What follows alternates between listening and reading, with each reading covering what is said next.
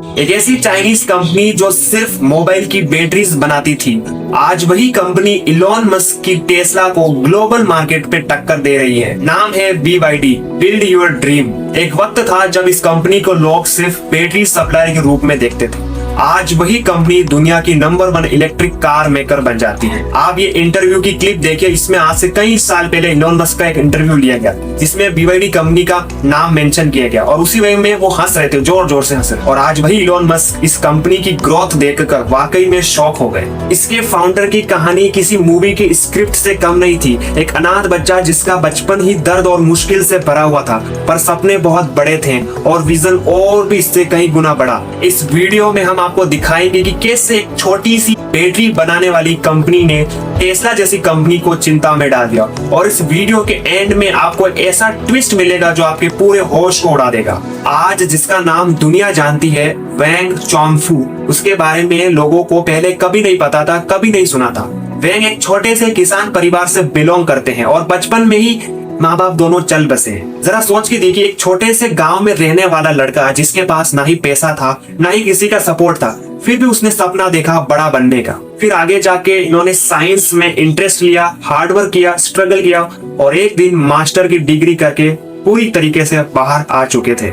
1995 में से 29 साल की उम्र में वैंग ने कंपनी शुरू कर दी थी BYD नाम से। उस वक्त उनका फोकस था सिर्फ बैटरीज बनाने पर। उस समय इलेक्ट्रिक कार का दौर भी नहीं था, लेकिन वैंग ने एक चीज समझ ली थी कि जो एनर्जी को कंट्रोल करेगा वही फ्यूचर को कंट्रोल करेगा, और यही सोच उनकी सक्सेस की फाउंडेशन बनी। अर्ली 2000 में दुनिया एक बड़े क्राइसिस से गुजर रही थी। पेट्रोल और डीजल के दाम आसमान छू रहे थे, पॉल्यूशन का लेवल हद से ज्यादा बढ़ चुका था, क्लाइमेट चेंज एक हकीकत बन चुकी थी।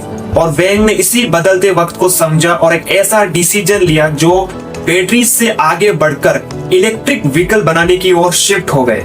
2005 में BYD कंपनी ने अपनी पहली plug in hybrid car F3DM launch कर दी। लोगों ने यहाँ तक मजाक बना दिया था कि एक बैटरी बनाने वाली कंपनी कार कैसे बना पाएगी, लेकिन BYD ने एक ऐसी कार बनाई जो सस्ती थी, रिलायबल थी और हर चाइना के मिडिल क्लास के लिए परफेक्ट और अफोर्डेबल भी बनी। और ये तो सिर्फ शुरुआत थी, असली पिक्चर तो अभी बाकी थी। BYD की ग्रोथ के पीछे एक और बड़ा रीजन था, वो था चाइनीज गवर्नमेंट का फुल सपोर्ट। यहाँ की गवर्नमेंट ने EV सेक्टर को एग्रेसिवली पुश दिया, सब्सिडीज, टैक्स बेनिफिट्स, मैन्युफैक्चरिंग में पूरी तरीके से मदद करी। और BYD ने इसी मौके को छोड़ा नहीं। BYD ने डॉल्फिन, सील और हैन जैसे मॉडल्स को लॉन्च किया जो चाइना में EV सेगमेंट के टॉप सेलिंग कार बन चुके थे। और BYD ने सिर्फ कार तक खुद को लिमिट नहीं किया, इन्होंने K9 इलेक्ट्रिक बसेस बनाना शुरू करी जो यूरोप के शहरों में अच्छे से चलने लगी। पब्लिक ट्रांसपोर्ट के लिए बेस्ट, क्लीन, साइलेंट और इफिशिएंट बना दी। BYD हर जगह से फेमस होने लगा, लेकिन हर सक्सेस की कहानी में एक ट्विस्ट जरूर आता है। BYD की केस में जो ट्विस्ट था वो था इंडिया, हमारा भारत। 2007 से लेकर 2022 तक BYD ने कई बार इंडियन मार्केट में एंट्री करने की कोशिश करी थी, कॉमर्शियल व्हीकल्स और इलेक्ट्रिक बसेस के थ्रू। लेकिन हमारे इंडियन गवर्नमेंट ने 100% इंपोर्ट ड्यूटी और टफ रेगुलेशंस लगा दिए, जिससे BYD की सारी प्लानिंग्स को एक बहुत बड़ा झटका लग गया। 2022 में BYD ने 8000 करोड़ का प्लांट लगाने का प्रपोजल दिया था, लेकिन इंडियन गवर्नमेंट ने उसको रिजेक्ट कर दिया।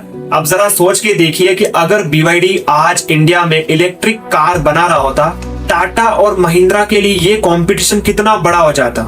लेकिन फिर भी BYD ने हार नहीं मानी, क्योंकि उनका विजन इससे भी कहीं ज्यादा बड़ा था। BYD ने एक ऐसी कमाल की चीज बनाई जो पूरे EV इंडस्ट्री के गेम को पलट के रख दिया था, और वो था blade battery. Normal lithium ion batteries high performance तो देती थी, लेकिन हीट और फायर के मामले में बहुत ज्यादा रिस्की हो जाती थी। पर वही ब्लेड बैटरी, ये सिर्फ एक इनोवेशन नहीं था, ये सेफ्टी का पूरा सिंबल बन चुका था। फिर BYD ने दुनिया के सामने एक ब्रूटल टेस्ट रखा, अजीब से टेस्ट किए। इन बैटरीज को फिजिकली ड्रिल किया गया, क्रश किया गया, बड़े बड़े ट्रक से इनके नीचे कुचलाया गया, लेकिन फिर भी कुछ भी नहीं हुआ, ना ही एक्सप्लोजन हुआ, ना ही फायर लगी। और इसी रिजल्ट की वजह से ये ज्यादा रेंज देने लगी, ज्यादा सेफ्टी और बहुत लोअर कॉस्ट में बनने लगी। और ये सारी खूबी थी एक ब्लेड बैटरी में। अब जरा सोच के देखें, एक तरफ जो थी टेस्ला, जो कि दुनिया की सबसे पॉपुलर इलेक्ट्रिक कार थी, इलोन मस्क ही नाम अपने आप में एक ब्रांड बना चुके थे। Stylish design, auto pilot technology और स्पेस लेवल तक का इनोवेशन। लेकिन वही दूसरी तरफ एक ऐसी कंपनी जो चुपचाप ग्रो कर रही थी, BYD। कोई हाईफाई एड्स नहीं, कोई सेलिब्रिटी ब्रांड एम्बेसडर नहीं। इन्होंने मार्केटिंग में बहुत कम पैसा खर्च किया। इनकी खुद की अपनी कोई ब्रांड वैल्यू भी नहीं थी, लेकिन फिर भी ये दुनिया को शॉक कर देते हैं अपनी इलेक्ट्रिक कार की वजह से। BYD ने एक कंप्लीट डिफरेंट स्ट्रेटेजी अपनाई थी। इन्होंने देखा था कि फ्यूचर उन्हीं का होगा जो मिडिल क्लास के लिए अफोर्डेबल, रिलायबल और प्रैक्टिकल सॉल्यूशन प्रोवाइड करेगा। और इस अप्रोच का रिजल्ट ये निकला कि 2023 के एंड तक BYD ने 3 मिलियन से ज्यादा EV के यूनिट्स को सेल किया पूरे ग्लोबली। लेकिन यहाँ पर एक और इंटरेस्टिंग चीज आती है कि टेस्ला अपने ज्यादातर पार्ट्स को आउटसोर्स करता है। बैटरीज को LG और पैनासोनिक से मंगवाता है, सॉफ्टवेयर और सेंसर्स को किसी थर्ड पार्टी से बनवाता है। लेकिन वही BYD अपनी बैटरीज को खुद बनाता है, क्योंकि वो पहले बैटरीज बना चुकी थी। और अपनी चिप्स को भी खुद डिजाइन करता है, यानी कि वो अपनी कार को खुद बनाता है, पूरी तरीके से वो डेवलप करता है, पूरा स्ट्रक्चर वही बनाता है। तो क्या आखिर BYD ने इंडियन मार्केट में आने का जो होप था वो छोड़ दिया है? तो जी हाँ, ये बिल्कुल भी ऐसा नहीं है। वो वापस कमबैक करेंगे। 2024 में एक आर्टिकल छपता है कि BYD ने CKD मॉडल को लॉन्च किया है, कंप्लीटली नॉक डाउन यूनिट्स। अब इसका मतलब क्या होता है? BYD अपने कार के पार्ट्स को चाइना में ही बनाएगा और इंडिया में उन्हें लोकल पार्टनर के साथ असेंबल करेगा, मतलब जोड़ने का काम करेगा। और इसी मूव की वजह से एक बहुत बड़ा फायदा होगा कि इंपोर्ट ड्यूटी बहुत कम हो जाएगी और गवर्नमेंट से अप्रूवल लेना और भी ज्यादा इजी हो जाएगा। और सबसे इंटरेस्टिंग चीज, उनका टारगेट होंगे इंडिया के मिडिल क्लास के लोग, कि ये अपनी EVs को लॉन्च करेंगे 15 से 20 लाख के एक अफोर्डेबल रेंज में, ताकि कोई भी उसे खरीद सके। अब जरा सोच के देखो कि अगर BYD safe blade battery, stylish design और अफोर्डेबल प्राइसिंग के साथ इंडिया में वापस आता है, अपनी EVs को लॉन्च करता है, तो क्या वो टाटा के नेक्सॉन EV और महिंद्रा के XUV 400 की कारों को टक्कर दे पाएगा? तो आपको क्या लगता है कि ये टक्कर दे पाएगा या नहीं? आप अभी नीचे कमेंट में बता दो। और आज BYD की मार्केट वैल्यूएशन $137 बिलियन से बढ़कर $150 बिलियन तक पहुंच चुकी है एज ऑफ Q1 2025। और 9 लाख से ज्यादा लोग इस कंपनी के लिए काम करते हैं। लेकिन BYD की कहानी सिर्फ एक बिजनेस की तरह नहीं थी। ये एक बात का प्रूफ है कि अगर सपने बड़े हो और उस पर मेहनत करने का वो जुनून हो, हौसला हो, तो कोई भी बैकग्राउंड आपको रोक नहीं सकता, चाहे कितना भी नीचे वाला बैकग्राउंड हो।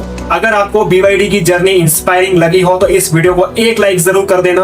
और अगर आप चैनल पे नए हो तो सब्सक्राइब भी जरूर कर लेना ऐसी और बिजनेस की केस स्टडीज के लिए। मैं मिलता हूँ आपसे अगली वीडियो में, तब तक आप ये वाली वीडियो देख लीजिए, बहुत ही इंपॉर्टेंट है।